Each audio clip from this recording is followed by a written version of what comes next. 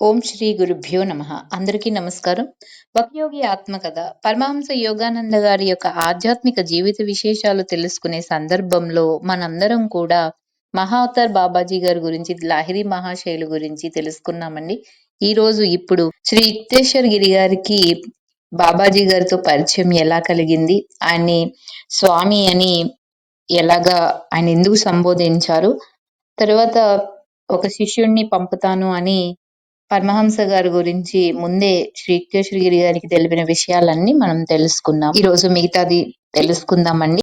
ఎప్పుడైతే పరమహంస గారికి శ్రీ యుక్తేశ్వరి గారి సన్నిధికి లాహిరి మహాశైలి లాగా పరమహంస గారిని పంపుతాను అన్న విషయాన్ని అప్పుడే బాబాజీ గారు చెప్పడానికి విన్న తరువాత ఎంతో సంతోషిస్తారండి.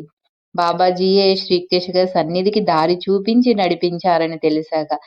ఎందుకు అంటే ఆయన గురువర్యులకు నిరాడంబర ఆశ్రమ ప్రశాంతికి దూరంగా ఎక్కడో దూరాన ఉన్న పాశ్చాత్య ప్రపంచంలో ఆయన ఉనికిని ఊహించుకోవడం చాలా కష్టమైందంటండి. ఇలాగా బాబాజీ గారు భగవద్గీత గురించి కూడా మాట్లాడారంట.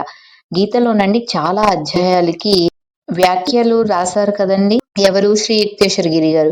ఆ విషయాలన్నీ కూడా బాబాజీ గారికి తెలుసన్నట్టుగా మెచ్చుకుంటూ కొన్ని మాటలు ఆయన సూచించడంతో ఆశ్చర్యకితుడు అయ్యారండి యుక్తేశ్వర గిరి గారు.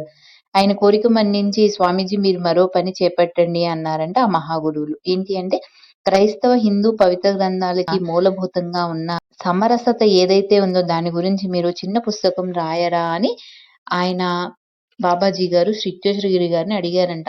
ఎంతో దైవపుత్రులు అనే సత్యాన్ని ప్రవచించారని, అలాగే మానవులు పాక్షిక భేదాల వల్ల వాటి ఏకత్వం ఇప్పుడు మరుగుపడిపోయిందని, సమాన అర్ధక గ్రంథ భాగాలు ఉదహరిస్తూ నిరూపించండి అని చెప్తారండి బాబాజీ గారు.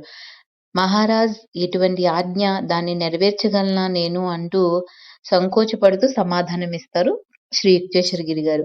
బాబాజీ ఎంతో మృదువుగా నవ్వుతారండి. నాయన నువ్వెందుకు సందేహిస్తావు అంటూ గిరి గారికి నమ్మకం కలిగించేలాగా చెప్తారండి. నిజానికి ఇదంతా ఎవరి పని? ఈ పనులన్నీ చేసేవాడు ఎవరు? ఈశ్వరుడే కదా. ఈశ్వరుడు నా చేత ఏది చెప్పిస్తే అది సత్యమై తీరక తప్పదు అని బాబాజీ గారు పలుకుతారు. ఆ సాధువు ఆశీస్సుల వల్ల నేను ఆ శక్తిని పొందినట్లు భావించి ఆ పుస్తకం రాయడానికి ఒప్పుకున్నాను అని శ్రీ యుక్తేశ్వర గిరి గారు చెప్తున్నారండి. శ్రీ యుక్తేశ్వర గిరి గారు సెలవు తీసుకోవాల్సిన సమయం వచ్చిందని అనిపించి మనసు ఒప్పుకోకపోయినా కూడా అక్కడ కూర్చున్న ఆసనం మీద నుంచి లేస్తారనమాట. తర్వాత నీకు లాహిరి గురించి తెలుసా అని ఆ మహాగురువులు మహావతార్ బాబాజీ గారు అడుగుతారండి. అతను మహాత్ముడు కదూ, మనం కలుసుకున్న సంగతి అతనికి చెప్పు అని ఆ తర్వాత లాహిరి మహాశైలకు అందించవలసిన వర్తమానం గురించి కూడా ఒకటి ఈయనకి చెప్తారు. వీడుకోలుగా శ్రీ యుక్తేశ్వర గిరి గారు ఎంతో సవినయంగా వంగి నమస్కారం చేసిన తర్వాత ఆయన బాబాజీ గారు ఎంతో ప్రసన్నంగా ఒక చిరునవ్వు నవ్వుతారండి. నీ పుస్తకం పూర్తయిన తర్వాత నిన్నోసారి చూడ్డానికి వస్తానని ఒక మాట కూడా ఇస్తారు. ఇంకప్పుడు ప్రస్తుతానికి సెలవని చెప్తారనమాట. మర్నాడు కాశీ వెళ్ళడానికి రైలు ఎక్కుతారండి. అంటే లాహిరి మహాశైలి యొక్క నివాసానికి చేరి కుంభమేళలో జరిగిన అద్భుత యోగి కథంతా ఆయన చెప్తారు. అప్పుడు లాహిరి మహాశైలు, అయ్యో నువ్వు మా గురువు గారిని గుర్తుపట్టలేదా అని అంటారంటండి. నువ్వు గుర్తుపట్టలేకపోయావని నాకు కూడా తెలుస్తుంది, ఎందుకంటే ఆయనే అడ్డు పెట్టారు నిన్ను అలాగా అని. ఎందుకంటే బాబాజీ గారండి అసదృశులైన గురువులు అనమాట, దైవ స్వరూపులు ఆయన. బాబాజీ అంటూ మారు పలికారంట.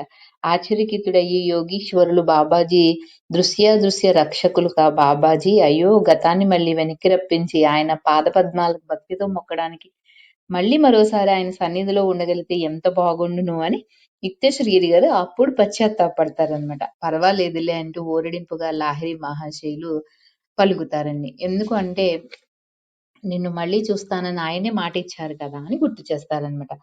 అప్పుడు యుక్తేశ్వర గిరి గారు, గురుదేవ, దైవతుల్యులైన ఆ గురుదేవులు మీకు వర్తమానం కూడా అందించమని చెప్పారు నాకు అని లాహిరికి చెప్పమన్నారు. ఈ జన్మ కోసం నిల్వ చేసి ఉంచిన శక్తి ఇప్పుడు చాలా తక్కువ స్థాయిలో ప్రవహిస్తూ ఉంది, అది దాదాపు అయిపోయినట్టే అని ఆ మాటలు చెప్పమన్నారండి.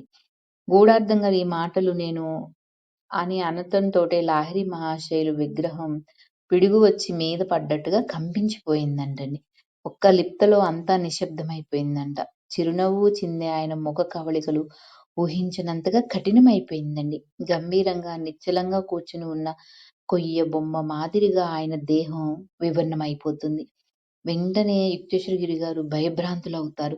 ఈ ఆనందమూర్తి అంత ఆశ్చర్యకరమైన గాంభీర్యం ప్రదర్శించడంలో శ్రీ యుక్తేశ్వరగిరి గారి జీవితంలో అంతకు ముందెన్నప్పుడు చూడలేదన్నమాట. అక్కడున్న తక్కిన శిష్యులు భయంగా చూస్తారండి. 3 గంటలు నిశ్శబ్దంగా అలాగే గడిచిపోతాయి.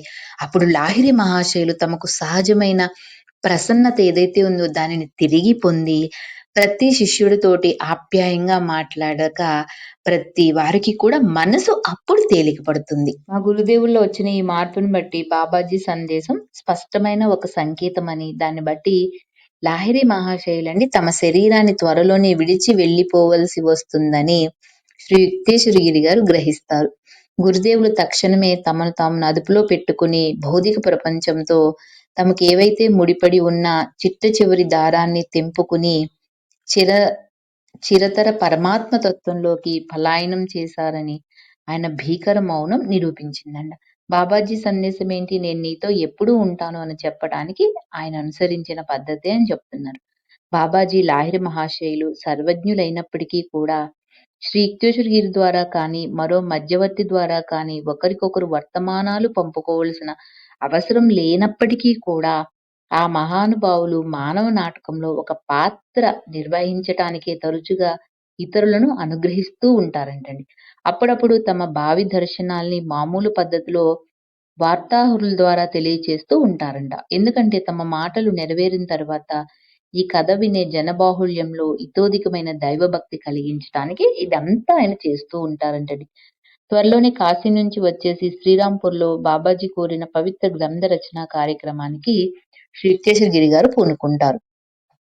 ఈయన ఇలా పనికి పూనుకున్నారో లేదో ఆ అమర గురుదేవులకు అంకితంగా ఒక శ్లోకం రాయాలన్న ఉత్ప్రేరణ శ్రీ యుక్తేశ్వరగిరి గారిలో కలుగుతుంది. అంతకు ముందెన్నప్పుడు ఈయన సంస్కృత కవిత రచనకు పూనుకోలేదు, కానీ మధురమైన పద్యపాదాలు అనాయాసంగా ఈయన కలంలో నుంచి ప్రవహించటం మొదలుపెట్టాయి. ప్రశాంత నిశీథ సమయంలో శ్రీ యుక్తేశ్వరగిరి గారు బైబిల్ను సనాతన ధర్మ శాస్త్ర గ్రంథాలని సరిపోల్చి చూడటంలో నిమగ్నుడైపోతారండి.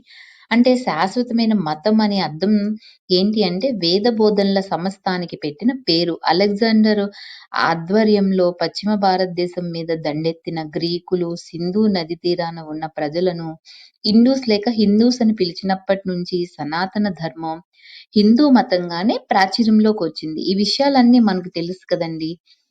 అయితే యేసుప్రభు వాక్కుల్ని ఉదహరిస్తూ అండి ఆయన ఉపదేశాలు వస్తుతః వేద దర్శనాలతో ఏకీభవిస్తాయని నిరూపించారంట శ్రీ యుక్తేశ్వరగిరి గారు. అయితే పరమ గురువుల కృప వల్ల ద హోలీ సైన్స్ కైవల్య దర్శనం అన్న శ్రీ యుక్తేశ్వరగిరి గారి పుస్తకం చాలా కొద్ది కాలంలోనే పూర్తయిపోయిందండి.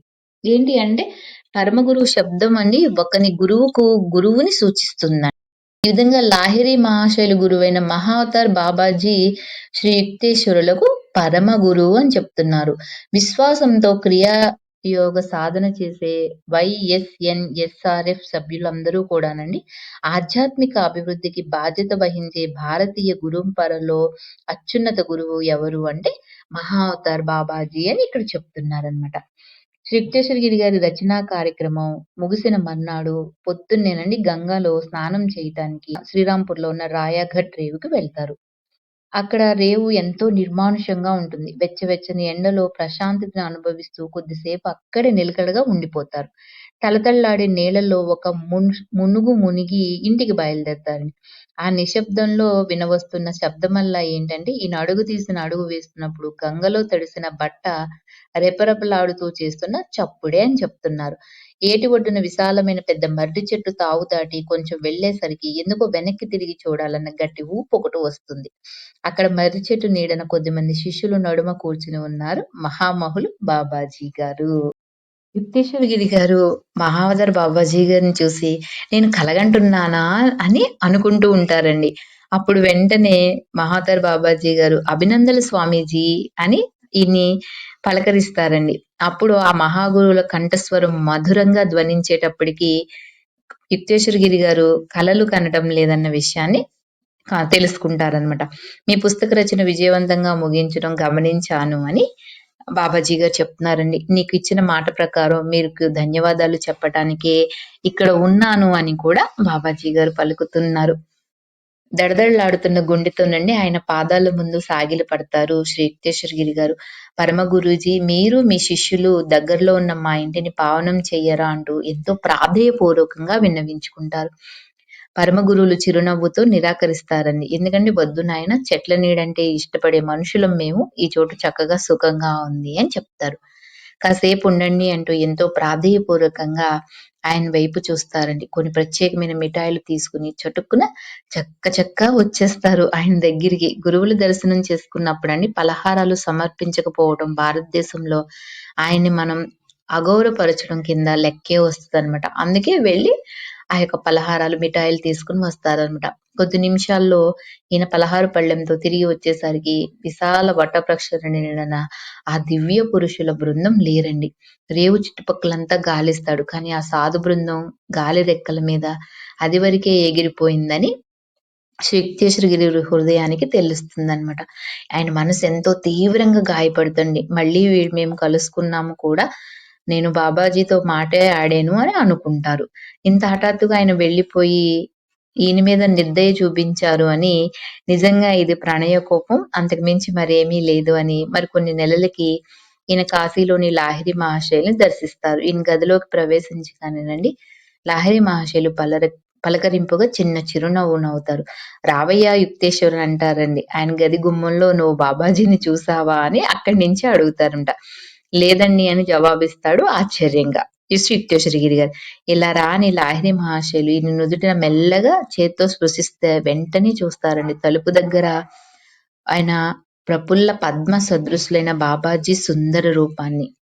వెంటనే ఆయన మనసుకు తగిలిన వెనకటి గాయం గుర్తుకు వంచి ఈయన వెంటనే ప్రణామం చేయలేదంట. లాహిరి మహాశయులు ఎంతో ఆశ్చర్యకితులయ్యి శ్రీ యుక్తేశ్వరగిరి వైపు చూస్తారండి.